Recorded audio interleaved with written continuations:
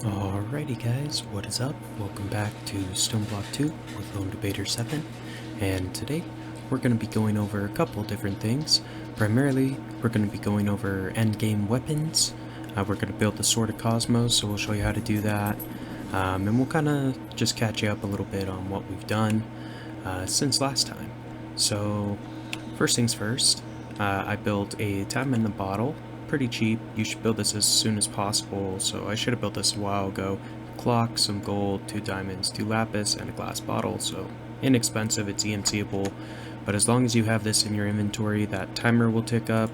And what you can do with that is, if I come over to our emerald chicken, I can speed him up 5 times with our bottle, and it uses some of the time out of it, but it basically acts as the acceleration wand over duration.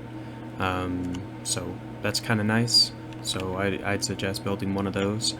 The next thing is going to be the Enchanter, so this guy right here. So this is from Ender.io. This is a really cool item. Basically you can use this to enchant items with books. Here we go. Or you can make enchants with books, so pretty inexpensive. Dark steel, 2 diamonds, and a book. And if you click inside of this, it takes lapis and then some other component. It depends. So like, let's say we want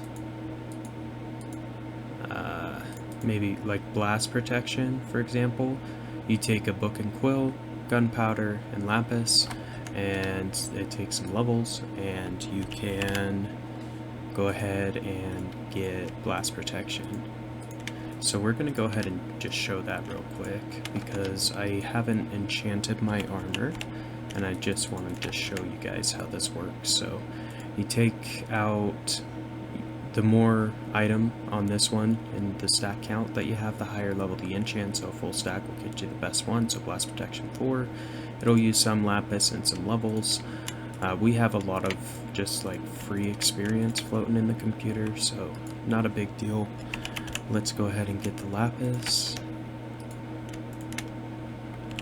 And we need to get some experience, so the way to do this is you pull out a full inventory of these, and if you shift right click, it'll use the whole stack in one, and the inventory correct thing that they have in this mod will go ahead and make sure that it puts it straight back into your it'll use the whole stack and then it'll fill the stack when you use it.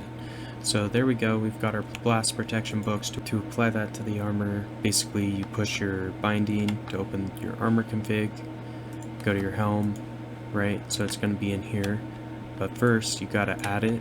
So to add, we're going to need more experience probably. We'll try that. So basically you take your draconic helm, you take your enchantment, it'll cost some levels, so 8, enchant, and you just do that. You should be able to do it for basically all of the armor pieces. So there we go. One more, we'll do the boots as well. And the reason why I'm doing this is the armor we're going to fight the Chaos Chicken with, so having blast protection 4 will be really helpful in accomplishing that. So there we go. That's how you do enchants. I have my Draconic Staff of Power enchanted with Reaper 5 Sharpness 5. We're going to keep this, like, even though we're going to build a Sword of the Cosmos, which is better, we're going to keep this in the computer because I don't think you can enchant this. So no worries. To actually make this, it's actually not that bad. You need to make the Draconic Shovel, pick, Draconic Sword, 5 Awakened Draconium, and an Awakened Core. So all this stuff is EMC based, so it costs like 12 million-ish EMC, so you can build this pretty early once you have a reliable EMC farm set up. So you need an Awakened Core, which is built like that. You're going to need 5 of those total to make this, to make the staff. Then you need 4 energy cores, pretty cheap. You'll need a wyvern pickaxe, shovel, and sword as well, which those are just basic crafts. So realistically, this is not that hard to build. You use the fusion crafter. You do need to be at tier draconic, so that is going to be a roadblock for most people.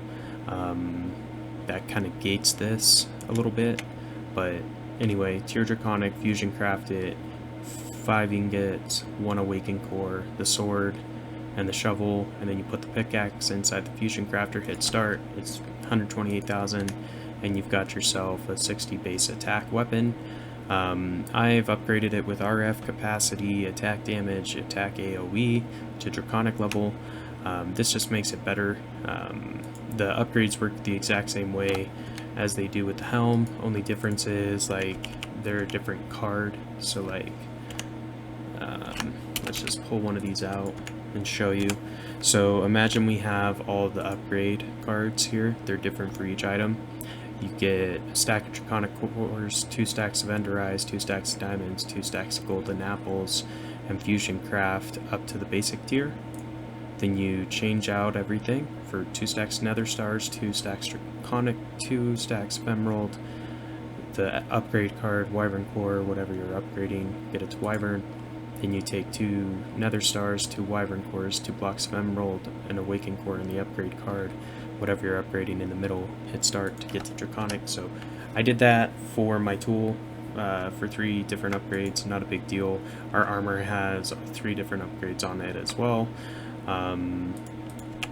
Anyway, so we did that as well, so we're pretty geared up as it is, but let's kind of go over and shift gears a little bit and talk about the Sword of the Cosmos. We're going to actually build this, and then we're going to talk about how we got the materials for this, right? So first thing, we're going to build Sword of the Cosmos, so it takes 16 infinity ingots, 4 crystal matrix, 1 infinity catalyst, and 2 neutronium ingots to build this sword.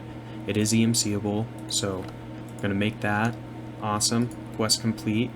We're going to go ahead, put in the sword for our table, just so we've got it.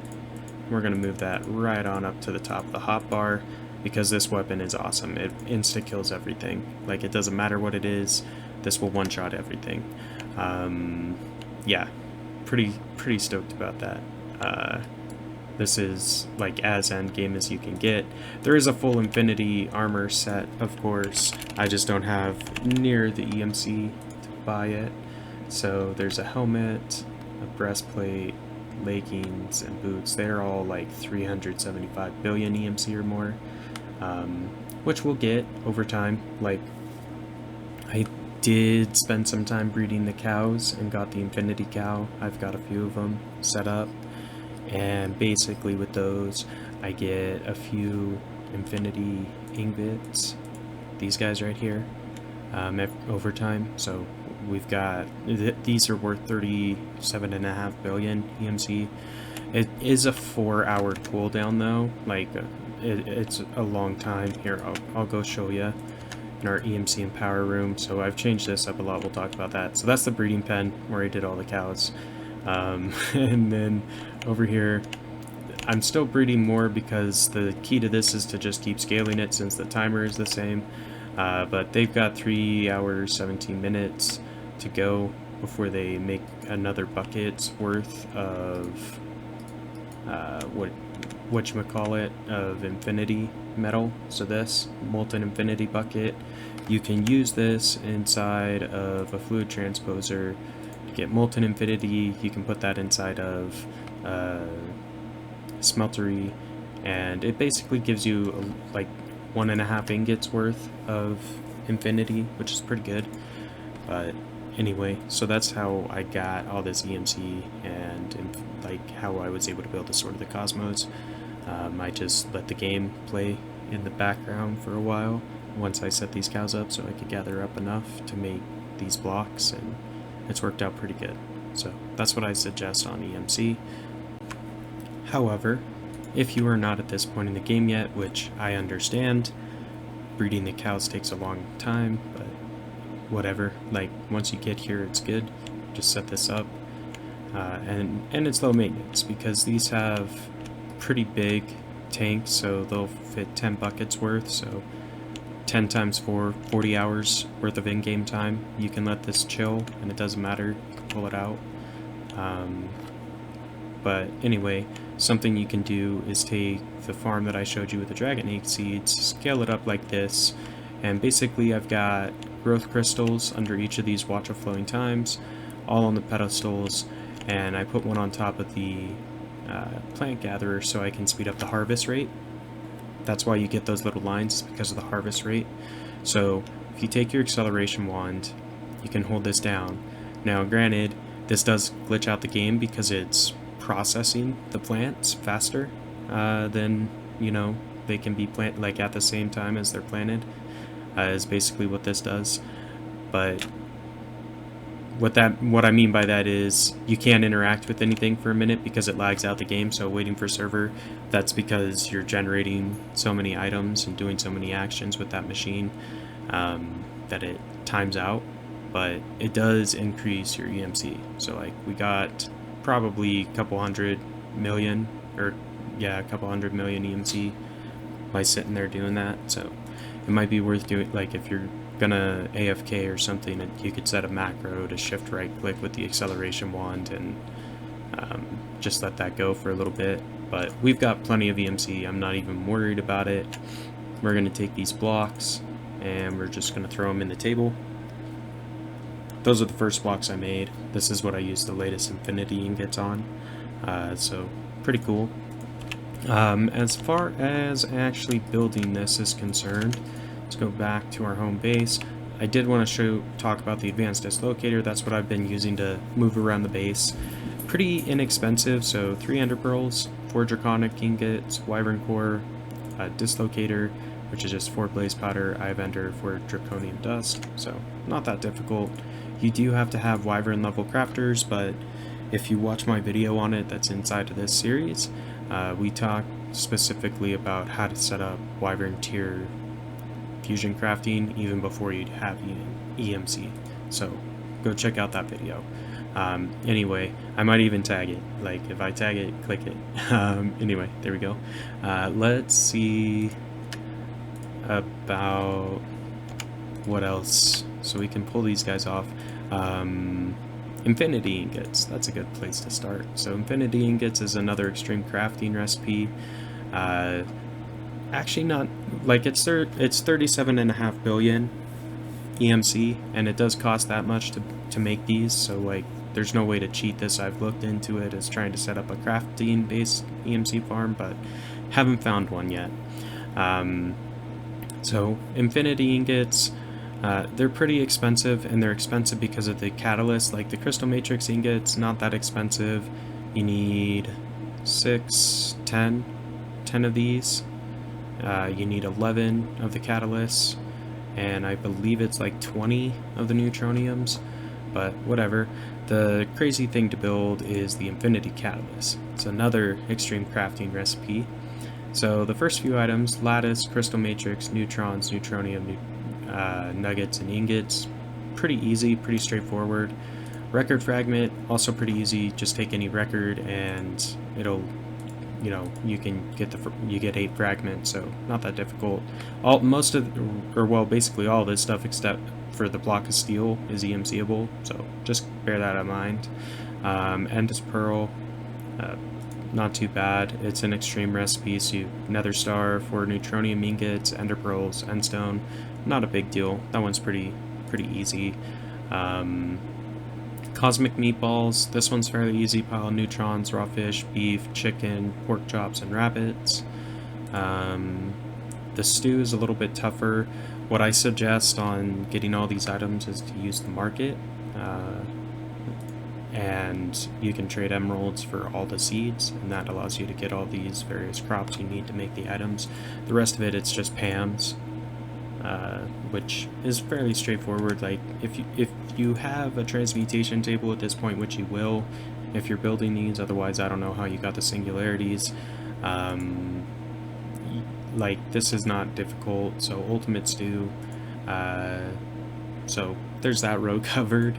Next you've got singularities, and there's basically a singularity for each type of block metal in the game, I guess.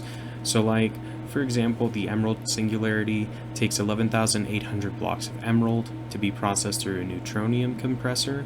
So the way to set this up is you basically take an EMC link with the block you want to compress. So like if we're doing the emerald singularity, you use emerald, you put that as the output.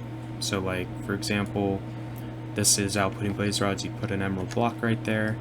Then you take a neutronium compressor with a conduit connected to that EMC link to put the emerald blocks inside, max it with speed upgrades, and then you use your acceleration wand on the neutronium compressor to finish it. So not that big of a deal. The compressor is fairly straightforward. It does take a fair amount of neutronium, but if you've got millions of EMC, like, you can afford this recipe fairly easily.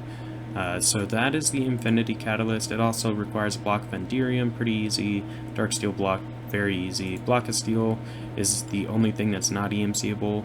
So I suggest making it in the alloy furnace, or alloy smelter, right here.